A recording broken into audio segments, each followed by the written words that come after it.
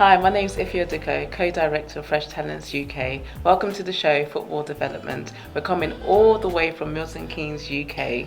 We're going to be discussing areas and practical ways in developing young players and also questioning why the senior national teams are not doing so well. But first, let me introduce you to the director of Fresh Talent Company. He's a coach, a mentor and a scout, Ify Odiko. Thank you very much, Ife. That's what I said before, that this program is not just talk and have a talk show. No, it's a talk and do. We're putting things in place. We're putting structures in place. Okay, we liaise, we partner with schools over here. We have access to professional clubs, but we want to take the players at the right age, at the right time. We mentor them through, and they can represent Nigeria. I think that is the key. I think that comes down to vision. Good. If you look at what you've just said there, they'll drop players down an age group playing professional for under 17s in the hope to win that game. Yes. In the hope to win possibly that tournament. Yes. But where then? Yeah. That's it. If you look at, we touched on it earlier, if you look at Germany, they took a couple of World Cups to actually get the ball rolling. Yeah. Then when they got going, that same squad went on, Continued. and pretty much every game they played, you knew Germany was going to win. Exactly. Now, it's almost got to be a case of short-term pain, long-term gain, for especially countries like Nigeria, countries that have ambition in football, but maybe not the direction or vision yet. Yes. So you maybe have to take a couple of defeats because you're nurturing these youngsters the way they're going. Yes. But the couple of defeats will actually pay long-term. Yes. Instead of trying to win the short-term. Yes. Because all you're ever going to do is have a conveyor belt of talent that's just going to be left to one side. Yes. Everyone's going to miss out. If you can get these people early and train them, educate them, get them mentally strong at the age of 12, 13, 14, who knows what's going to happen at 15, 16, 17. Yeah. And I think that's where it's going wrong. If you're pulling players down to play in a competition, Yes. no one wins. Yeah. Yes. No one wins. The other side of it we need to look at as well, for me, is we talk about infrastructure. In Nigeria, I don't know how many five-a-side football fields are in place. Yes, I don't it's know rare. how many Can tracks are in place for people to do 100 meters or 200 meters. Yes. I don't know how many gyms are in place for young people to go freely and train and develop themselves. Yes. I don't know. And we have all these stadia all over the country, but they are lying fallow there. Nobody's using them. Nobody is doing anything about them. Yes. And one of the senators, Ben Bruce, mentioned things about we have all these stadia in place and nobody is using them and nobody has done anything about them. We need to. The government. It is the job of the government to actually put these infrastructure in place, lay new fields, lay really good fields in place, and provide sports academies, so that young people will come in at any time and go there, and they will be attracted to it. Yes. Yeah. If you do it very well, people will be attracted to it, and that is when you start getting private sponsorship. Yes. And you can even get sponsorship from abroad, and exactly what you're doing. Yes. And scouts will start coming because you can now see raw talents being developed from those areas. I'm sponsoring them because the raw talent. Do you understand the raw talent? Because I'm speaking from experience. Yeah. I've been through it. Not that we're just here sitting. No, it's what I've been through, and I have passion. For these young players. Yeah. Do you understand? And the young players are less privileged. They cannot even get a transport to get to the city and go for trials. Do you understand? Yeah. If we don't fight for them, do you understand? With the resources of the nation in their state to fight for them, then they're going to rot and they're going to follow another different direction. I think if you look at that, while I agree the government have a responsibility to make sure the structure's in place, I believe the clubs do too. The clubs do, so yes. the top clubs, there's nothing wrong with the top clubs doing 1 or 2 open days a month. Yes. To just get players in, get them in an organised environment with coaches, qualified coaches, not just playing football on the street or in a park. Excellent, that's another thing. The clubs can come into play here, the clubs can take responsibility. It doesn't always have to be the government. That is another thing, because this program, I will keep coming back, it's, everything that we are talking about is that we've put in structure in place. So we are working extensively in Nigeria, and we are, kind of appealing, to government and organizations, corporations, to individuals, that want to see the development, the quality of Nigerian football, should step in, you understand, and get in touch with us. That is what we put in place. We're talking that this program is going to be bringing coaching sessions. So we're going to be demonstrating coaching sessions, probably with 10 minutes, to help, you understand, players and coaches as well. Because if you don't have quality coaches, you understand, over there to empower them, it's going to be like, coach doesn't get anything. Back in Nigeria, they put effort, in all these things, and they don't get anything in return. So there's no encouragement. So this, fresh talent, want to fight for the players, want to fight for the coaches, okay? And players in the league, sometimes 5 months they've not been paid. We are paying our player, one of our players, you understand, that is in, one of the, Division 1 clubs in Nigeria. Spoke to him the last time. 5 months they've not paid them. You see? So fresh talent is bringing a structure in place that regularly, you understand, players can be paid, and they will have, you understand, that zeal and that passion, to continue and to, to expand the league. Nigerian, there is resources in that country, but how to effectively use them with those leaders that we have in place. As I said before, I approached about 5 to 6 commissioners of sports with this proposal, and they are kind of slumbering, working like millipede. Do you understand? They are looking for the immediate result, what they can get and put in their pocket, quick results. Could that be, could that be a lack of passion for the sport I itself? think it's the insight. It's a shortcut, because let's face it, if Nigeria go to the next tournament and they do really well, there's a big windfall in sponsorship, big windfall in money coming in. Yes. But the problem's not solved. It's integrity. So we need people of integrity. We need people of integrity. That's what we're trying to put in place. Yes. The challenge we have is corruption, which is endemic in Nigeria. Yes. It's selfishness. Yes. Which is almost, I don't want to say it, but let's face facts. It's true. It almost runs in the blood of most people in Nigeria. Let me not of everybody in Nigeria. Yes. Everybody's thinking about what am I going to gain from this now, and not for the future. Yes. And that commissioner that you've spoken to is looking at his tenure. Yes. What am I going to gain? Different commissioners. In my tenure. Yes. And then because I know that once I've left this office, I don't care anymore. Yes. Nothing is going to come to me. So if it's not going to happen, if the gain is not going to happen within that tenure, yes, he doesn't want to know. He doesn't think about the long term. Yeah, he's not thinking about 15, 20, 30 years time. Yes. What the benefit is going to be to the country in general. Yes. He's not thinking about that. That's the problem. So that is why we need Nigerians, okay, not to sit and just look. Do you understand? You need we need voices, when it comes to structure, you're going to need to, if you look at the passion you're talking with, because it's your football, your country, and their future, you're going to need someone in place at the top of the FA, who their only interest is a legacy. A bit like what you do for your children. You go to work every day to make sure they're set up. Absolutely. You need someone in place who's going to go to work every day, and they may not see the benefits of what the work they've done, but they leave a legacy for the country. They leave a legacy for the football and the opportunity for the youngsters. True. Yeah, I think so. And I think also another thing with Nigeria as well, is I always say is time. Yes. I have to say time as well. Yes. Because some people can be timekeepers, but I think in Nigeria time is not really a factor. Everyone just kind of does it when they're ready at their own pace, and I think the structure here in this country is that we do things, spins are all structured, you do things by time. If you're having a meeting starts a certain time, ends a certain time. Yes. But I remember when you went to Nigeria that time, you had a meeting for about 4 hours, 5 hours, and I was like, when I called you, just like, where are you? I'm still in the meeting. Yes. So time is, they just go with it. There's no, and I know, like you mentioned, they're selfish in that sense, and everyone's out there for themselves. Or if you present something or present a proposal to them, they're like, oh, what am I going to get out of it? Yes. And then they're not thinking about, they just want everything instant. They're not thinking about, okay, let's just brainstorm this idea. Let's work on this. In the next 3 years, we want to reach this objective. Yes. They don't think that, they don't really think that far. And they say time. Could it be possible? If you look at some of the other countries, some of the best coaches, Brendan Rodgers worked under Mourinho, for example, for many years. Yes. If you look at some of the coaches abroad, they're always mentored by another coach and then they go off on their own. Pellegrini at Tottenham is a great example.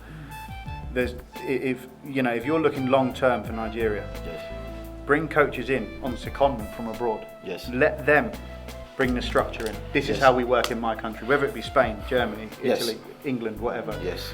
Get them to bring the structure in. Get them to mentor the coaches so the knowledge is coming from the top and filtering down. Yes. And then the structure's in place. Yes. So then when Nigeria is ready, the structure's there. It's just a case of going with it. So that's exactly what I said. Here we talk and do, as what you said now. We have a very, very long term. I talk about 2030, England hosting the World Cup and Nigeria winning the World Cup, right? It has to start from now. Sometime Nigerians are playing the African qualifiers, okay? And we should not be looking at players and begging players, you understand, Nigerian born, or British born Nigerians, or you understand, from other, some West countries to come and play for Nigeria. No, we have a good structure and it become competitive. Who is going to break through into the team? And it has to be now. The 15-year-olds and the 16-year-olds. In 10 years' time, they'll be 25, 26.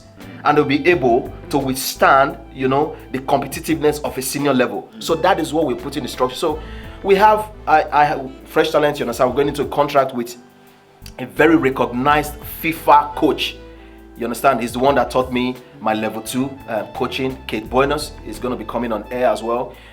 He's going to work extensively in Nigeria, development of coaches. We're working, you understand, with the NFFF. I've spoken to Amaju. Amaju, he's kind of give me his word that any support or anything that Fresh Talent needs, that you understand, that we render it to us. So we appreciate that. And these things they're gonna come in place. And what we're talking about, integrity, that is why most of the departments that people are going to be leading in Nigeria, from the coaching area, from the management area, okay, from every aspect, will come from the UK. So every head of department will come from the UK. And every other person that are going to work underneath them can be in Nigeria. So that is how we're going to be, because integrity, because we value integrity here. You understand? Sincerity is very, very important. So we don't have any loopholes, of corruption and things.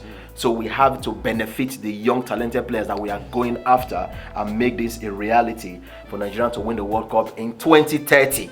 We we just want to, wish them all the best, you understand, qualifying for the African Cup of Nations. Let's keep going on. All those players, you understand, we come and go, because we know they just pick them from different places and trying to want to get a result. But we want to start the development right now. And we want to say something quickly, because we want to go on a quick break. Our time is running, so please. I'm alright, I can save it for the next one.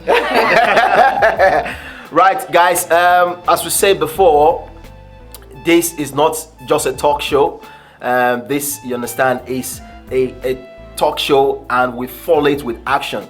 There are tournaments and competitions coming in that we're going to talk about the 2030 in the next segment. Thank you so much. I will see you shortly.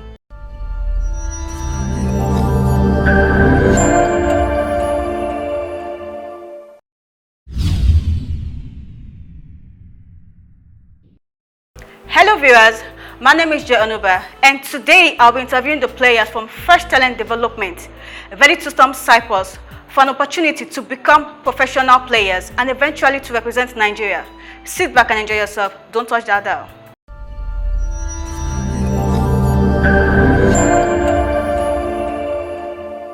It's good to have you in the studio. Thank you. Can you tell us your name and your background? My name is Ebuka Ewudu. I'm from Imo State, in our local government. I was born and raised up in Anambra State. We are 5 in number in our family, so I'm the only one that plays football in our family. You've met so many coaches Yes. from different parts. Yes. And when you came across Fresh Talent, what was your thought?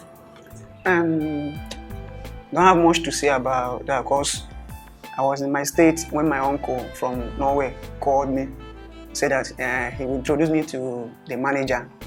I said Oduko, that I will go and meet him in Lagos. Though he was not in Lagos then, he just called me from UK. Ebuka, we should go to Lagos. There is a match I have to play with the team, the Fresh Talent Football Academy. Then I said okay. Then my uncle sent money for me to go and participate for the match. Then I went there and played the match. Then he called me, that's our manager, said, Ebuka, how do you do in the match? Did you perform well? I said yes. I said okay. that I should stay back for the next match. Okay. Then I said, okay. Then after much, then my uncle then called me and said that if you got the manager, that's Soduko, said I should wait and join the team for the next program. Okay. That's how I met the... Wow. Okay. We have so many players that when they become famous, with money, everything, and the next thing we'll just see them, they just abandon their loved ones, abandon their people. And to you, what do you think if you become famous or you become a professional footballer? Will you also do the same thing, or are you going to help other people? Yes, as a footballer, I have plans for myself and for my family and for the young upcoming footballers. That when I get there, make it through my professional career, that I'll help them. I will join the Fresh Talent Football Academy too, because I think here is the best way for me in Nigeria, because I've made many coaches, many managers. I didn't see anyone like manager Ese Oduko. As in, he's just exceptional as among the coaches, managers I've met. So I would love to introduce them too to here. Okay. Everybody has a plan for the future, and they love to see themselves great, to make it in life. So what's your own plan in the next 5 years?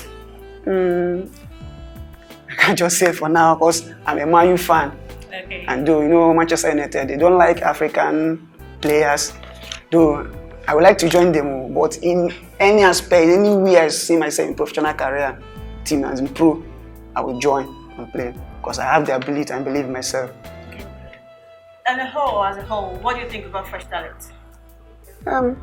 Fresh Talent, as in the team, the manager, everybody is one. We do everything together, one spirit, everything. And another thing is that the mentality, the spirit, as in the winning mentality I've learned from here is in me. As I always think of winning, nothing like losing again. Can you tell us your personal relationship to the CEO of Fresh Talent, Mr. Eseduko? Mr. Eseduko is like a father to me, brother, uncle. Because I didn't see anywhere as the manager will call you, feed you, even send money to you to come to participate in a trial. I haven't seen that before. He was the first person that let me know that such thing exists in life, especially in Nigeria here. Viewers, you've heard from him. Can we sit back and enjoy a quick clip from the video?